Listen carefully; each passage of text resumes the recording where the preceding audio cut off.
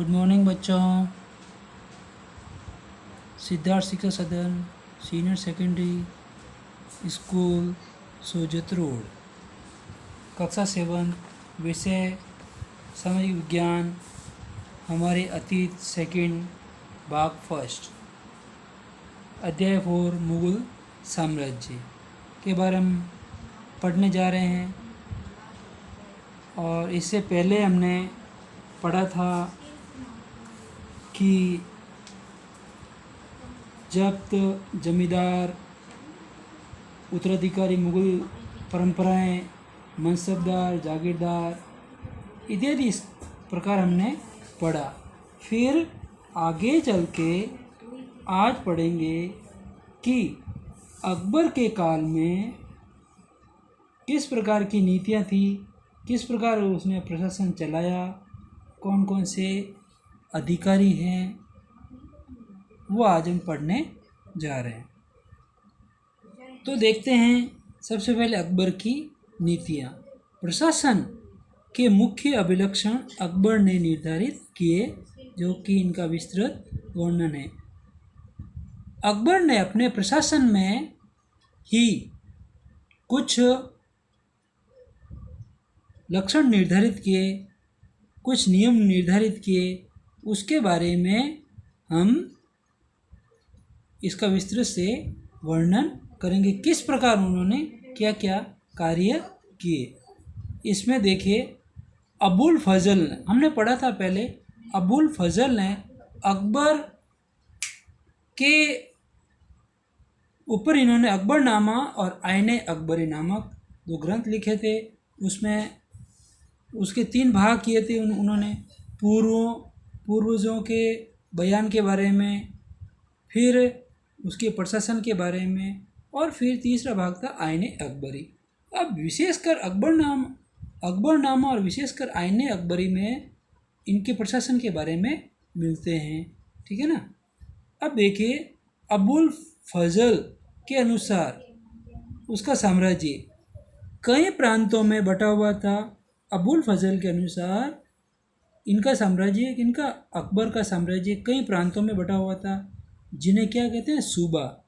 अब प्रश्न आ जाए, सूबा किसे कहते हैं? कि सूबा जो कई प्रांतों में बटा हुआ होता है उसे सूबा कहते हैं। अब सूबा के प्रशासक, मैन हेड, कौन होते हैं? सूबेदार। कौन होते हैं? सूबेदार। अब सूबेदार क्या कार्य करते हैं? कि जो राजनीतिक तथा सैनिक दोनों प्रकार के कार्य करते थे, कि वो राजनीति में भी भाग लेते थे, प्रशासन में भी भाग लेते थे, और सैनिक, किस प्रकार के सैनिक कहाँ जाएंगे, क्या कार्य करेंगे, कहाँ कौन सा सैनिक कहाँ खड़ा होगा, क्या कार्य करेगा, वो देखते थे, ठीक है। अब देखते हैं दीवान किसे कहते हैं। अब दीवान कौन होते हैं? प्रत्येक प्रांत में एक वित्तीय अधिकारी, वित्तीय यानी कि धन संबंधी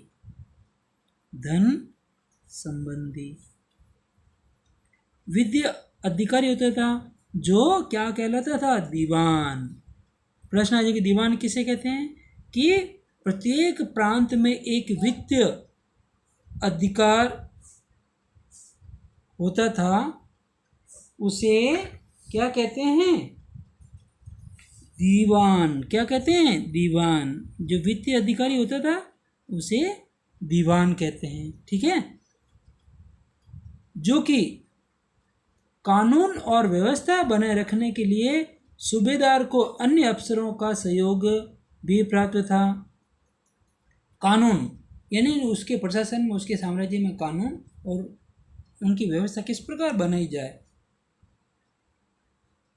उसको रखने के लिए सूबेदार को अन्य अफसरों का भी सहयोग प्राप्त था। सूबेदार को अन्य अफसरों, और वो अन्य अफसर कौन कौन से थे? ध्यान रखना, कानून और व्यवस्था बनाए रखने के लिए। प्रश्न आ जाएगा, अकबर कालीन कौन कौन से अफसर होते हैं? सबसे पहले बख्शी क्या कार्य करते हैं? सैनिक वेतन अधिकारी होता है, जो सैनिकों को वेतन तनख्वाह देता है, वो अधिकारी होता है, ठीक है। अब देखते हैं कि सदर कौन होता है? कि सदर जो होता है वो धार्मिक और धर्मार्थ किए जाने वाले कार्यों का मंत्री होता है। धार्मिक कार्य और धर्मार्थ के कार्य का मंत्री होता है। अब फौजदार कौन होता है? सेनानायक। कोतवाल कौन होता है? नगर का पुलिस अधिकारी। नगर के पुलिस अधिकारी को क्या कहते हैं? कोतवाल कहते हैं। अकबर के अभिजात बड़ी सेनाओं का संचालन करते थे। अकबर के जो अभिजात होते थे, मैंने पहले बताया था आपको कि जो मनसबदार होता है, मनसबदार का अर्थ होता है जात व सवार, जो कि जिसके पास जितने जात होते थे, जितने सवार होते थे, घुड़सवार वगैरह, उसके बाद जो सरदार होते थे वो अभिजात वर्ग में होते हैं। उनको उच्च पद प्राप्त होता था और वो बड़ी सेनाओं का संचालन करते थे। बड़ी मात्रा में वे राजस्व खर्च कर सकते थे। ठीक है, जब तक वे वफादार रहे साम्राज्य का कार्य सफलतापूर्वक चलता रहा, और जब उन्होंने वफादारी के साथ साथ खुद ही शक्तिशाली बन गए तो 17वीं सदी तक आते आते कमज़ोर पड़ गए थे। अब देखिए धार्मिक नीति। अब जो उनकी थी धार्मिक नीति किस प्रकार की थी वो देखते हैं। इसमें जो था कि धार्मिक नीति 1570 में, कब? 1570 में अकबर जब फतेहपुर सीकरी कहाँ पे है पता आपको? यूपी में। कहाँ है? उत्तर प्रदेश में। फतेहपुर सीकरी कहाँ है? उत्तर प्रदेश में था। तब उसने उलेमा यानी कि मुस्लिमों के जो नेता होते हैं, जो मौलवी होते हैं, वो उलेमा, ब्राह्मणों, जेसुइट पादरियों, जो कि रोमन के कैथोलिक थे। ईसाई धर्म दो भागों में बटा था, प्रोटेस्टेंट और कैथोलिक। अब जरदुस धर्म के अनुयायियों के साथ धर्म के मामलों में चर्चा शुरू की। यानी कि अकबर ने जो धार्मिक नीति अपनाई वो सभी धर्मों के लोगों को लेकर के बनाई थी। अब ये चर्चाएं कहाँ होती थी? ये चर्चाएं होती थी इबादत खाने में। अब कहें कि इबादत खाना क्या है? इबादत खाना वो है जिसमें सभी धर्मों के अनुयायियों के साथ अकबर जो चर्चा करता था वो उसे इबादत खाना कहते हैं। और इबादत खाना भी यूपी में है। ठीक है, यही धार्मिक नीति थी इसकी, अकबर की। अब देखिए अकबर की जो रुचि विभिन्न व्यक्तियों के धर्मों और रीति रिवाजों में थी। इन विचारों से अकबर ने समझा कि जो विद्वान धार्मिक रीति, ध्यान देना इस पे, अकबर ने समझा कि जो विद्वान धार्मिक रीति यानी कि ढंग और मतान्धता। अब मतान्धता क्या है? कि अधिकारपूर्ण कही हुई बात को बिना कोई प्रश्न किए मान ले, यानी कि उसमें पूर्ण अधिकार के साथ किसी को कोई बात कहे तो वापस प्रश्न नहीं करता, उसे मतान्धता कहते हैं। तो मतान्धता पर बल देते थे, वे अक्सर कट्टर होते हैं। कोई अकबर का मानना था कि कुछ विद्वान धार्मिक रीति से कट्टर होते थे और कुछ अपनी बात को थोप देते थे, तो उनसे कोई प्रश्न भी नहीं करता था। तो वो मानता था कि कट्टरपन होता है उनमें, यानी कि कट्टरपन यानी अपने बात या अपने धर्म को मानने वालों से झुकने वाला नहीं। उनकी शिक्षाएं, जो ये विद्वान थे, उनकी शिक्षाएं प्रजा के बीच विभाजन यानी कि अलग अलग व असामंजस्य पैदा करती। असामंजस्य यानी कि उनमें शांति या सहिष्णुता नहीं बना रहने देती, उनको उनमें मेल मिलाप नहीं होने देते थे। अब देखिए, ये अनुभव अकबर को सुलह कुल का अर्थ होता है सर्वत्र शांति, सुलह कुल की के विचार की ओर ले गए। अब जब इस प्रकार की सारी चीज़ें की कि सभी धर्मों के लोगों को एक ही जगह बिठाना, ये चर्चाएं करना, जो कि इबादत खाने में ये होती थी, इस प्रकार की नीति जो कि अकबर चाहता था कि सभी और शांति सहिष्णुता की वातावरण बने रहे। तो अकबर ने सुलह कुल की नीति अपनाई थी, और जो कि उनके मित्र और दरबारी लेखक अबुल फजल ने अकबर की सुलह कुल की नीति अबुल फजल ने इस विचार पर आधारित शासन दृष्टि बनाने में मदद की। जहांगीर अब सुलह कुल की नीति अकबर ने और जहांगीर व शाहजहां ने भी अपनाई, और ये विभिन्न धर्मों के अनुयायी में अंतर नहीं करते थे। इसका केंद्र बिंदु नीति शास्त्र। अब नीति शास्त्र वो होता है जिसमें आचार, विचार, व्यवहार, अनुशासन इत्यादि नीति शास्त्र में आते हैं। नीति शास्त्र की व्यवस्था जो सच्चाई, न्याय, शांति पर बल देता था।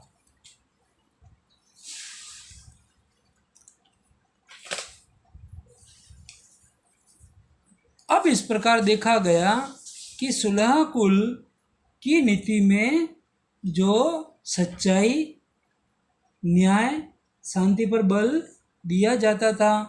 अब सुलह कुल की नीति क्या है? अब सुलह कुल की नीति देखिए, ईश्वरीय कृपा के, अब सुलह कुल की नीति में क्या है? ईश्वरीय कृपा के विस्तृत आंचल में सभी वर्गों व सभी धर्मों के अनुयायी की एक जगह है, कि ईश्वर की कृपा दृष्टि से ही उसके आंचल में, उसके गोद में ही सभी वर्गों, सभी वर्णों के लोग और सभी धर्मों के अनुयायी, जो अनुयायी की उनके अनुसार चलने वाले की एक ही जगह है। यहाँ असहिष्णुता का मार्ग बनता, यानी कि असहिष्णुता, अशांति या अनुशासनहीनता की वहाँ बातें नहीं होती थी, और उस मार्ग की ओर जाना भी नहीं था। अच्छे बुरे विचारों के लिए भी एक ही जगह थी, यानी कि आप अपने विचार खुल करके वहाँ रख सकते हो, ठीक है। और मुस्लिम धर्म में दो संप्रदाय थे, शिया और सुन्नी। तो शिया और सुन्नी एक ही मस्जिद में जाते थे। ईसाई, यहूदी एक ही गिरजाघर में प्रार्थना करते थे, यानी कि जितने भी धर्मों के लोग हैं वो अपने अपने धर्मों को मान सकते हैं। यही सुलह कुल की नीति है। अब अकबर ने निम्न ग्रंथों का अनुवाद भी कराया। अकबर सभी धर्मों को मानने वाला था, और इसने कई ग्रंथों का फारसी भाषा में अनुवाद कराया। तो देखें, अकबर ने कई संस्कृत ग्रंथों के फारसी भाषा में अनुवाद कार्यों को संपन्न भी कराया। इस उद्देश्य हेतु फतेहपुर सीकरी में मकतब खाना का अर्थ क्या होता है? अनुवाद ब्यूरो की स्थापना की। देखिए, जो ग्रंथों का अनुवाद करवाते थे उसे मकतब खाना या अनुवाद ब्यूरो भी कहा जाता है। अब संस्कृत ग्रंथ कुछ थे, उनका अनुवाद कार्य किन किन ग्रंथों का अनुवाद कार्य किया गया, जिसमें महाभारत। अब आपको पता है महाभारत किसने लिखी थी? महाभारत किसने लिखी? रामायण किसने लिखी? ये है याद आपको कि महाभारत किसने लिखी थी? याद भी है? वेद व्यास जी ने। और रामायण वाल्मीकि ने। महाभारत लिखी वेद व्यास। याद रखना बच्चों, पढ़ते हैं। रामायण लिखी थी वाल्मीकि ने। लीलावती लिखी थी और योग वशिष्ठ ने लिखी थी। और लीलावती लिखी थी भास्कराचार्य ने। ठीक है, भास्कराचार्य।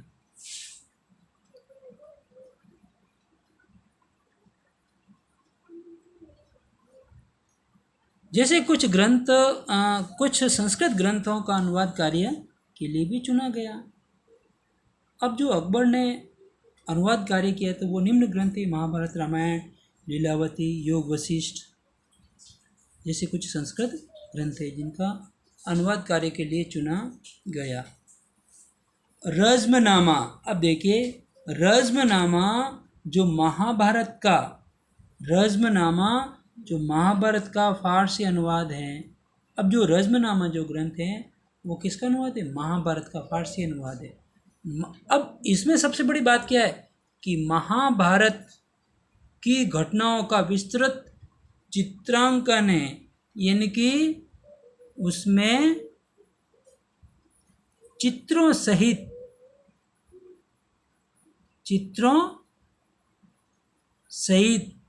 घटनाओं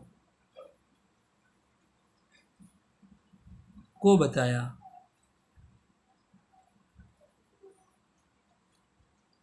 ये था रज़्मनामा जिसमें महाभारत का फारसी में अनुवाद करवाया।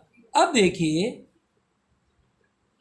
17वीं सदी यानी कि 17वीं शताब्दी में और उसके पश्चात मुगल साम्राज्य किस प्रकार था कि 17वीं शताब्दी तक मुगल साम्राज्य कैसा था और उसके बाद मुगल साम्राज्य किस ओर गया, किस ओर बढ़ा। मुगल साम्राज्य की प्रशासनिक सैनिक कुशलता के फलस्वरूप आर्थिक व वाणिज्यिक समृद्धि में वृद्धि हुई। ठीक है, प्रशासन भी बहुत अच्छा था और सैनिक भी कुशलतापूर्वक कार्य कर रहे थे, कई युद्धों को जीता भी था और कई चीज़ें उन्होंने की। इसके बाद जो आर्थिक और वाणिज्यिक, व्यापारिक और आर्थिक इकोनॉमी समृद्धि में वृद्धि हुई और विदेशी यात्रियों ने भारत को धनी बनाया। विदेशी यात्रियों में इत्सिंग, फायान, मेगस्तीनी बहुत सारे भारत में आए और इन्होंने भारत को धनी भी बताया।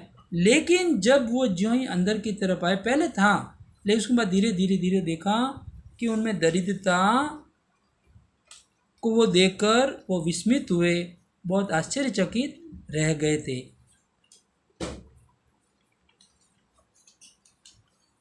मुगल साम्राज्य व उनके मनसबदार अपनी आय का बहुत बड़ा भाग वेतन और वस्तुओं पर लगा। अब मुगल सम्राट क्या करते थे कि जो किसानों, जागीरदार और जमींदारों से जो राजस्व लेते थे वो आधे से अधिक वेतन और वस्तुओं पर वो लगाते थे। वेतन खुद भी लेते थे और मनसबदार आपको पता है कि जितने ज़्यादा उनके पास जात होंगे, जितने ज़्यादा उनके पास सवार होंगे, वो मनसबदार यानी कि एकताओं के समकक्ष थे।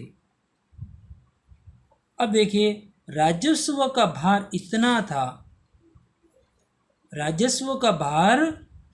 था कि किसान व शिल्पकारों के पास निवेश यानी खर्च के लिए बहुत कम धन बचता था। इनमें जो बहुत गरीब थे, जो मुश्किल से पेट भरते थे, अब इसमें कई बार ये देखा गया कि ये लोग बहुत मुश्किल में रहते थे और इस प्रकार ऐसी अर्थव्यवस्था में ज़्यादा धनी किसान, शिल्पकारों के समूह, व्यापार और महाजन ज़्यादा लाभ उठाते थे।